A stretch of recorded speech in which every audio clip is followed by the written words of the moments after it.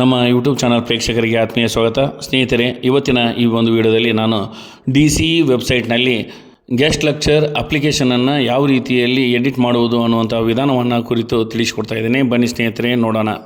ಸ್ನೇಹಿತರೆ, ನಾವು ಮೊದಲಿಗೆ ಗೂಗಲ್ ಸರ್ಚ್ನಲ್ಲಿ DCE ಕರ್ನಾಟಕ ಅಂಥೇಳಿ ಟೈಪ್ ಮಾಡಬೇಕು. ಆಗ ಕಾಲೇಜು ಶಿಕ್ಷಣ ಇಲಾಖೆಯ ಒಂದು ಅಫಿಷಿಯಲ್ ವೆಬ್ಸೈಟ್ ಓಪನ್ ಆಗುತ್ತೆ. ಅದ್ರ ಮೇಲೆ ನಾವು ಕ್ಲಿಕ್ ಮಾಡಬೇಕು. ಅದಾದ ನಂತರ ಈ ರೀತಿಯಾದಂಥ ಒಂದು ಪೇಜ್ ಓಪನ್ ಆಗುತ್ತೆ.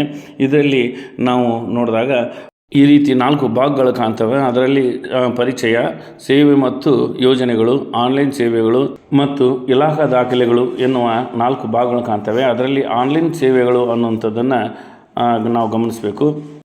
ಅದರಲ್ಲಿ ಅತಿಥಿ ಉಪನ್ಯಾಸಕರ ಆಯ್ಕೆಗಾಗಿ ಆನ್ಲೈನ್ ಅರ್ಜಿ 2024-25 ಅಂತೇಳಿರುತ್ತೆ. ಅದರ ಮೇಲೆ ನಾವು ಕ್ಲಿಕ್ ಮಾಡಬೇಕು. ಆಗ ಈ ರೀತಿಯಾದಂಥ ಒಂದು ಪೇಜ್ ಓಪನ್ ಆಗುತ್ತೆ. ಅದರಲ್ಲಿ ಸರ್ಕಾರಿ ಪ್ರಥಮ ದರ್ಜೆ ಕಾಲೇಜುಗಳು, ಸರ್ಕಾರಿ ಸಂಸ್ಕೃತ ಮತ್ತು ಚಿತ್ರಕಲಾ ಕಾಲೇಜುಗಳು ಅನ್ನುವಂತಹ 2 ಭಾಗಗಳು ಓಪನ್ ಆಗ್ತವೆ. ಅಲ್ಲಿ ಸರ್ಕಾರಿ ಪ್ರಥಮ ದರ್ಜೆ ಕಾಲೇಜುಗಳು ಅನ್ನೋದ್ರ ಕೆಳಗಡೆ ನಾವು ನೋಡಿದಾಗ ಅಲ್ಲಿ ಅಪ್ಲಿಕೇಶನ್ ಎಡಿಟ್ ಅನ್ನುವಂಥ ಆಪ್ಷನ್ ಕಾಣುತ್ತೆ.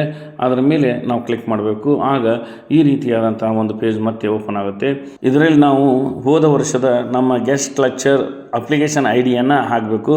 ಅದರ ಕೆಳಗಡೆ ಇರುವಂತಹ ರಿಟ್ರೈವ್ ಅನ್ನುವಂತಹ ಆಪ್ಷನ್ ಮೇಲೆ ನಾವು ಕ್ಲಿಕ್ ಮಾಡಿದಾಗ ಈ ರೀತಿಯಾಗಿ ನಾವು ಹೋದ ವರ್ಷ ಹಾಕಿರುವಂತಹ ಎಲ್ಲ ಮಾಹಿತಿ ನಮಗೆ ಇಲ್ಲಿ ಡಿಸ್ಪ್ಲೇ ಆಗುತ್ತೆ.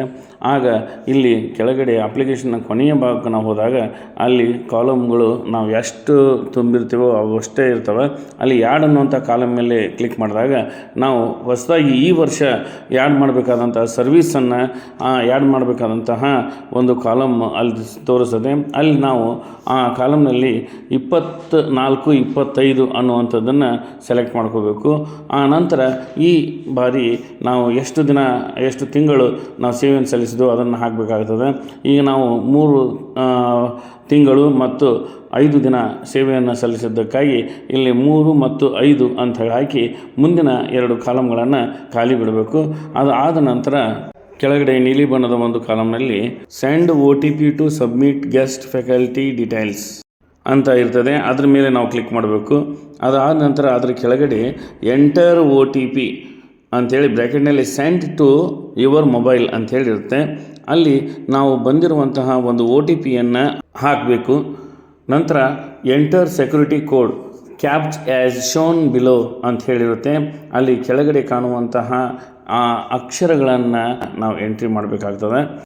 ಅದು ಆದ ನಂತರ ನಮಗೆ ಕೆಳಗಡೆ 3 ಆಪ್ಷನ್ಗಳು ಕಂಡು ಬರ್ತವೆ. ಗ್ರೀನ್ ಕಲರ್ನಲ್ಲಿ ಸಬ್ಮಿಟ್ ಅಂತ ಹೇಳಿರುತ್ತೆ, ರೆಡ್ ಕಲರ್ನಲ್ಲಿ ಕ್ಲಿಯರ್ ಅಂತ ಹೇಳಿರುತ್ತೆ, 3ನೇದ್ದು ಆರೆಂಜ್ ಕಲರ್ನಲ್ಲಿ ಬ್ಯಾಕ್ ಟು ಹೋಮ್ ಪೇಜ್ ಅಂತ ಹೇಳಿರುತ್ತೆ. ಇಲ್ಲಿ ನಾವು ಅಪ್ಲಿಕೇಶನ್ ತುಂಬಿರುವಂತಹ ಅಥವಾ ಎಡಿಟ್ ಮಾಡಿರುವಂತಹ ಮಾಹಿತಿ ಸರಿಯಾಗಿದ್ದರೆ ನಾವು ಗ್ರೀನ್ನಲ್ಲಿರುವಂತಹ ಸಬ್ಮಿಟ್ ಬಟನ್ನ ಒತ್ತಬೇಕು. ಅದಾದಮೇಲೆ ನಮಗೆ ಸ್ಕ್ರೀನ್ ಮೇಲೆ ಅಪ್ಡೇಟ್ ಸಕ್ಸಸ್ಫುಲಿ ಅಂಥೇಳಿ ಒಂದು ಮಾಹಿತಿ ದೊರೀತದೆ. ಆ ಮಾಹಿತಿ ಬಂದಾಗ ಮಾತ್ರ ನಮ್ಮ ಅಪ್ಡೇಟ್ ಸಕ್ಸಸ್ಫುಲಿ ಆಗಿದೆ ಅಂಥೇಳಿ ನಾವು ತಿಳ್ಕೊಬೇಕು ಸ್ನೇಹಿತರೆ. ಇಲ್ಲದೇ ಇದ್ದರೆ ಆ ಒಂದು ಎಡಿಟ್ ಆಪ್ಷನ್ ಸಕ್ಸಸ್ ಆಗಿಲ್ಲ ಅಂಥೇಳಿ ನಾವು ತಿಳ್ಕೊಬೇಕು. ಇದಾದ ನಂತರ ನಾವು ಬ್ಯಾಕ್ ಟು ಹೋಮ್ ಪೇಜ್ ಅನ್ನೋದ್ರ ಮೇಲೆ ಕ್ಲಿಕ್ ಮಾಡಿದಾಗ ಮತ್ತು ನಾವು ಈ DCE ವೆಬ್ಸೈಟ್ನ ಹೋಮ್ ಪೇಜ್ಗೆ ನಾವು ಹೋಗ್ತೀವಿ. ಅಲ್ಲಿ ಹೋಗಿ ಮತ್ತು ಯಥಾ ಪ್ರಕಾರ ನಾವು DCE ವೆಬ್ಸೈಟ್ನ ಓಪನ್ ಮಾಡ್ಕೋಬೇಕು.